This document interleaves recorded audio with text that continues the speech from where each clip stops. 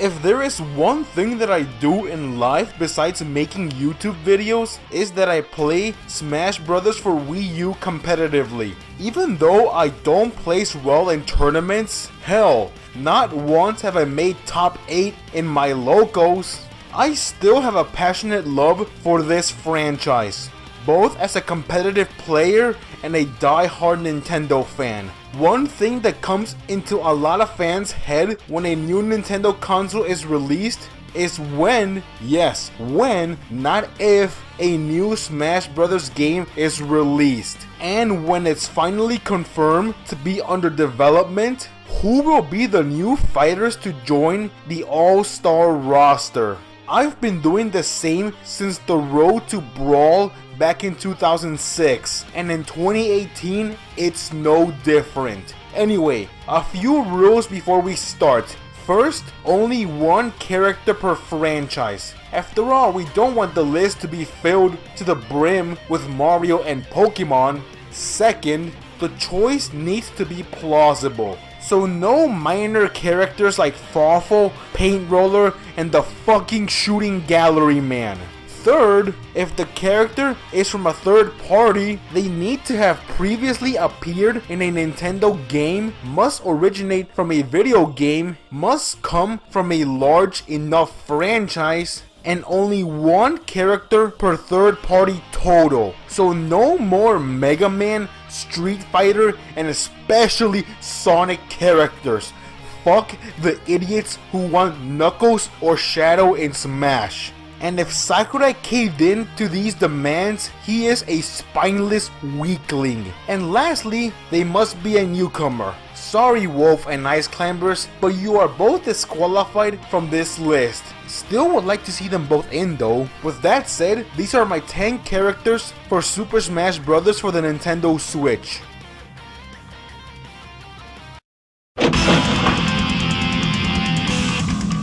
The very spirit of the Super Smash Bros. Franchise is the massive crossover between Nintendo All-Stars plus some of the most important gaming icons to ever exist. Like this orange thing right here. Seeing as many gamers as the mascot for the original PlayStation, Crash would be an excellent addition to the Smash Bros. Club. Sakurai and the rest of Nintendo would be honored if he got in the game. For giant fans of Crash Bandicoot who never intended to own a Nintendo Switch will suddenly gain interest in playing as their favorite citrus mammal alongside Mario, Sonic, and Pac-Man. Gameplay wise, he can be an all-around close-range brawler similar to Mario, with multiple punches and kicks working as his standard attacks, and multiple of his abilities like the spin thingamajig can work as special moves. Every third-party character added to Smash has been treated with some serious respect, being granted not only the privilege of becoming a playable character, but also having a stage and music from their franchise. To see a stage from a Crash Bandicoot game where Link fights against Kirby and Fox would be a thing of beauty. Now, two things make me question if he can become a Smash character. One very serious and one not so much. The serious one comes from the third-party approval. I am not so sure if Activision will give Sakurai the A-OK to have Crash in the game, but seeing how the Insane Trilogy was confirmed for the Switch, it may not be too unlikely. The second reason is silly, but it bothers me. If Crash makes it in, he would be the first character in Smash owned by a Western developer. I know it's not really a serious issue, but it's something that bothers me more than it should.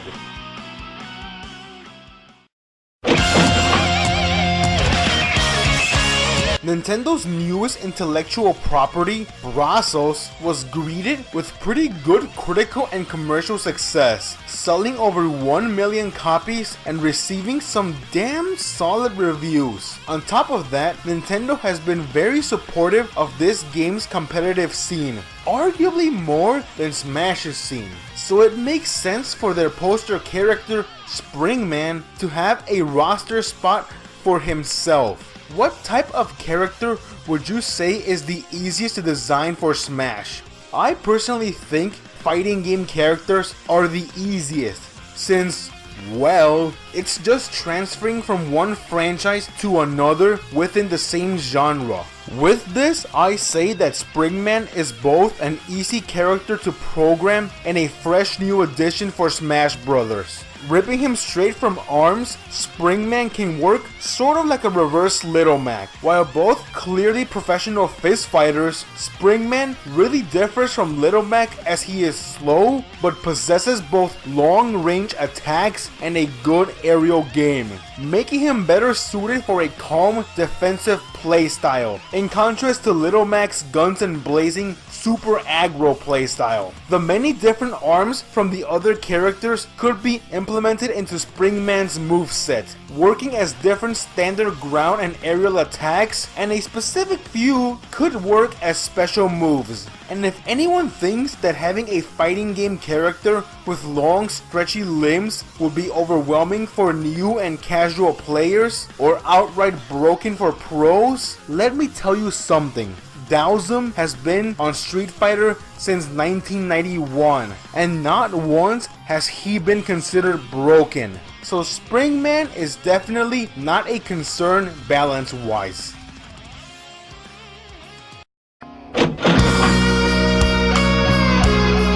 One thing that I find beyond baffling is the fact that Fire Emblem has more representation than Zelda in the Smash roster. I say it's time another lifeform from Hyrule receives a character slot, and I say Impa is the most likely. Her role in the Zelda franchise has expanded throughout many different games across the entire Zelda lifetime. This alone makes her a better Zelda representative for Smash than the likes of fan favorites Zant and Girahim, for they were only a one and done deal. But Impa though is arguably the most important character in the franchise outside the three Triforce wielders. In the main series, she has shown to possess somewhat of a moveset for Smash, but I say that the developers should rip her fighting straight out of Hyrule Warriors. With this game's complete edition being released for the Nintendo Switch, I say that a good way to promote it should be with Hyrule Warriors Impa joining the Smash Brothers.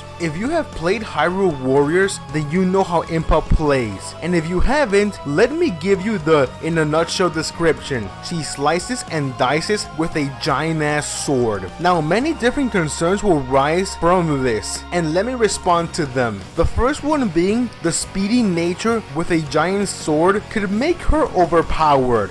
Yes, I know that would suck. I am still haunted by such a character in Smash 4. But the developers can come up with something. I mean, they can always make her a fragile speedster with long range and low damage output and kill power. You know, like Sheik with a sword. The other concern would be that this moveset would not really feel like Impa, since it's based off a spin-off game. Then explain Captain Falcon and Ganondorf. Their moves have nothing to do with the original character, yet they are both well-respected veterans, so the case for her is still open.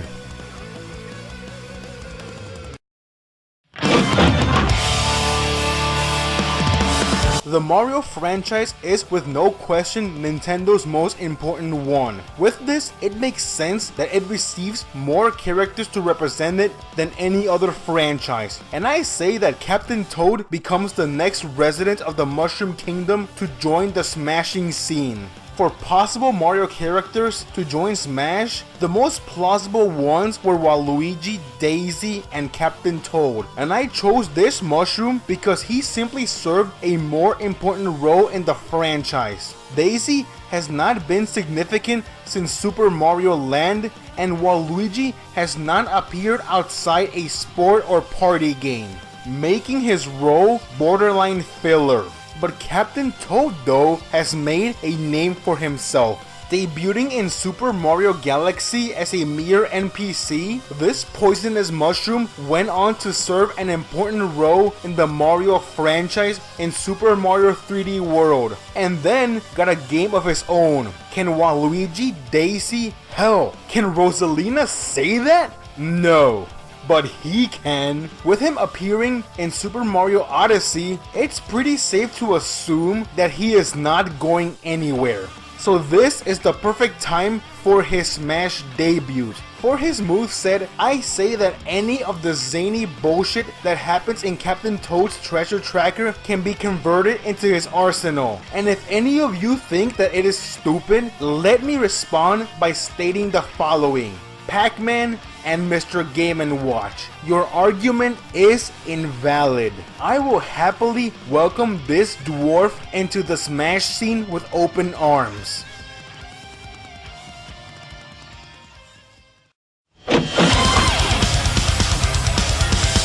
Yeah, I know what some smartass wants to say.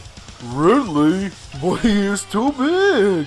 No, he isn't. And I don't care what Sakurai said in an interview once. He is talking out of his ass. Characters can always be scaled down or up. Just look at Olimar and Kirby. Olimar is smaller than a GameCube disc and Kirby is only 10 inches tall. And in many games, Bowser has been shown to be a massive gargantuan. So sizes don't matter. So with that out of the way, why would Ridley's inclusion be massive? No pun intended. Well, for starts, there would finally be another Metroid representative in Smash outside the protagonist. Metroid is the only one of the 7 original franchises without a second character. Yes, I am not including Mother nor F-Zero. I am talking about the non-secret Perfect Attenders. Every single one of them has a fellow mate from their world in Smash, except Samus. So it's time to change that. Moveset wise, Ridley has more than enough to offer to make one damn good character. Based on his anatomy, Ridley's standard ground and aerials would function similar to those of Charizard, since they are both giant winged reptiles, using his claws, wings, and tail for jabs, aerials, and tilts. For his special attacks, oh my, there is a lot for him to offer. This can work as his side B, the fireballs as his neutral B, this ground pound as his down B, and hell, he has wings, so his recovery must be very good, consisting of multiple jumps and a long reaching up B. You see, despite what Mr. Masahiro Sakurai said, programming Ridley into the game all while keeping his personality intact is possible. In fact, it should be quite easy, seeing how much he can actually do in the Metroid games. So I say it's finally time to silence the Ridley chants. Please?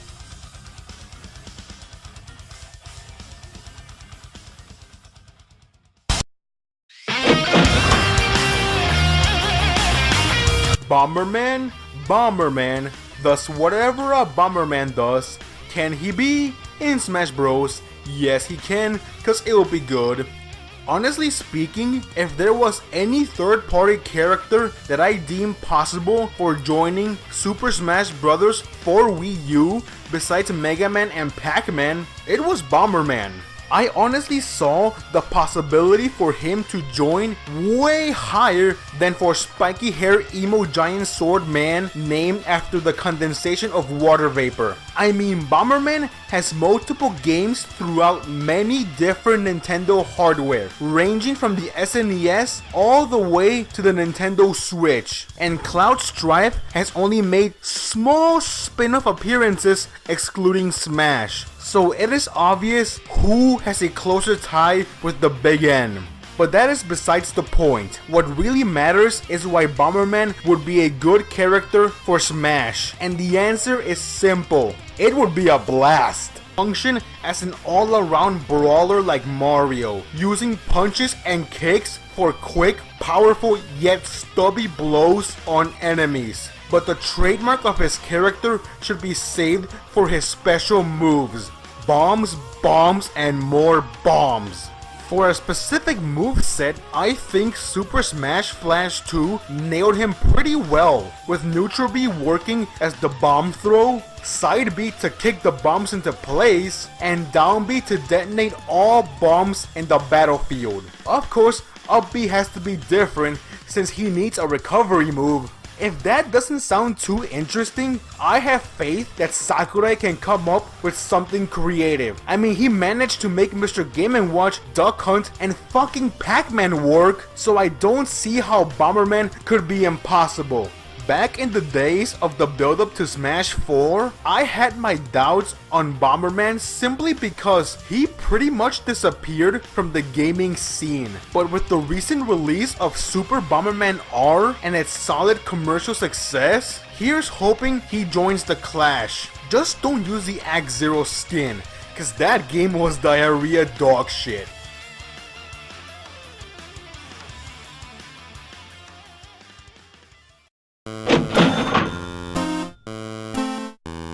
Who's the girl next door waiting to be in Smash Brothers? You must put her in the game cause she is Ashley. Something that not a lot of people mention, or hell, I don't think they know about it, is that WarioWare has a considerable, large, and memorable cast, making some of them perfect for Smash. Ashley is the best choice, simply because she is the one who I say is the easiest to make a moveset out of. She is a small child witch in training, so her moveset would work best revolving around magic. This is a good thing, since Smash is seriously lacking in mages. I mean, we got Zelda, and I guess Robin, but he is a sword mage, not a pure one, so that only leaves Zelda. I say it's time to change that. Being one of the fan favorites among WarioWare fans, on top of the previously mentioned magic use, she is perfect for these games. Due to her petite nature, I say she is made into a light but highly mobile character. You know, like Ness and Lucas. Hell, there is a Smash 4 mod for Lucas with an Ashley skin. So this is very possible. Various magic moves that she is seen using in the cutscenes can be implemented as her moves in Smash. And her flying with the broom seen in her minigame in Game & Wario can be used as her up B recovery. If possible, I wish her little black magic cloud that she uses as an assist trophy in Smash 4 could be used as a source of inspiration for her movesets. By this I mean we can make her magic moves inflict status ailment on the receiver. And if I recall correctly, this would be a first in Smash history. I mean, Sakurai is all about bringing new ideas into the franchise, so based on his logic, Ashley must be included in the game, or at least I hope she makes it in.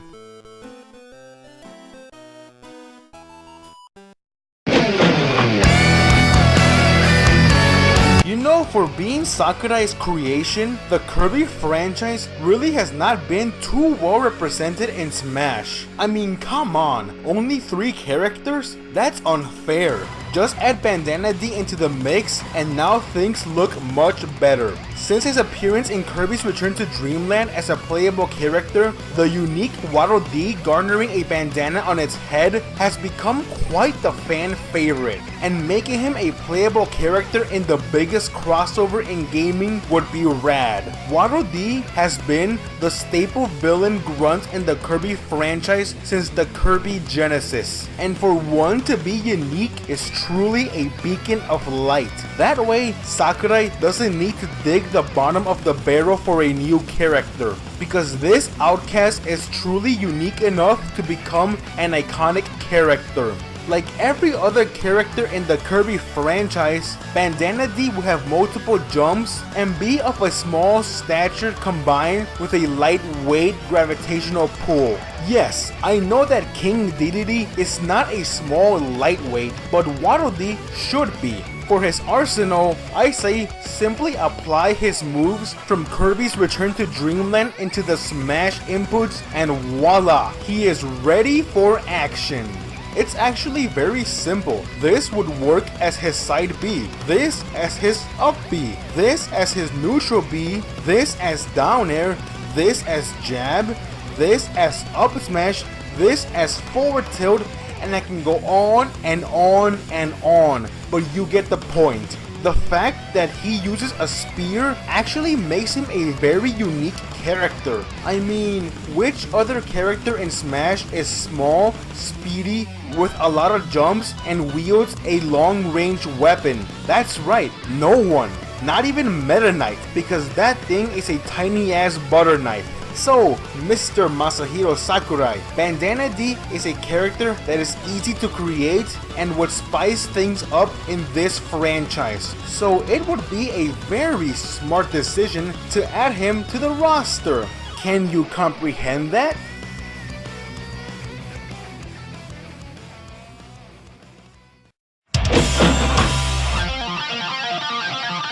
Once an exclusive Nintendo clash, where the All-Stars owned by one franchise fought. Much has changed in Smash Bros. Giant commercial success and rabid fan clamors for outsiders, the Smash name has become a gaming crossover. A chance for profit and entertainment for the masses. Travis Touchdown, a man who slashed his way to the top and walked away, became an urban legend, and now he should own a place in the Smash roster. Quite possibly the most loyal of third-party characters during Nintendo's barren wasteland days, with almost no outside help, foul-mouthed horny otaku assassin will be one of the strangest yet amazing characters for Smash Bros. His resume has been almost exclusive experience under the Japanese gaming behemoth, and the creator, Suda51, has been clamoring to his friend, yes, friend Masahiro Sakurai, to put Travis in the game. No, really. In an interview with IGN in February 2017, he mentioned how he keeps insisting to Sakurai in putting Travis in Smash for Wii U. At first, it seems ridiculous because the No More Heroes games are as mature as games get, with blood, profanity, and sexual themes. But let me say this. We have Bayonetta in Smash Brothers. If she can get in, then Travis should have no problem. Now, how he would play is something I have thought about quite a bit. I say his entire playstyle should be based around his different beam katanas. By making his down B the beam katana switch, Travis will fight switching between the Bloodberry, Rose Nasty, and the Peony. Bloodberry will work as the standard with solid range, frame data, damage, and kill power. Rose Nasty would work as the speedster with really good frame data but low range and power. And finally the Peony. This will function as the powerhouse, possessing slow moves but with massive range, damage output, kill power, and even shield pressure and stun. It might be a little too ambitious to have a character switching from power to speed to balance as he pleases, but trust me that it will be crazy, at least until someone complains that he is either busted or trash. Lastly, who doesn't want to listen to this game's soundtrack while fighting in Santa Destroy?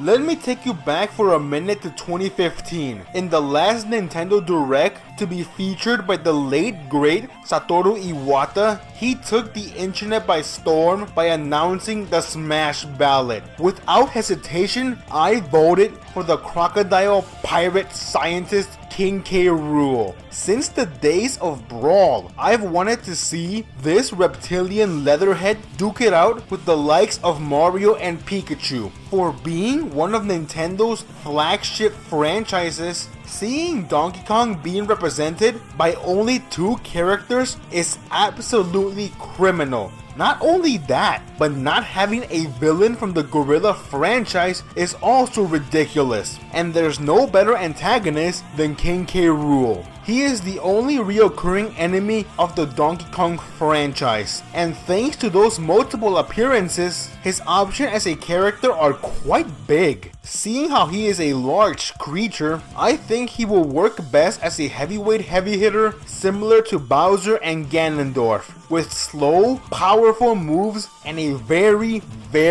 resistant body. However, to make him more than just a generic tank character, I say his special moves help make him a very versatile character. These moves can include projectiles like the Crown and Blunderbuss, a super jump, a gun command grab, a cannonball to deal major damage, and possibly an instant shield break, and hell, maybe even the boxing gloves and all the scientific gadgets he uses in DKC3. I mean this is not something usually seen in big, meat-headed muscle men, truly helping him stand out from the crowd. Now please Sakurai, add King K. Rool into Smash Bros.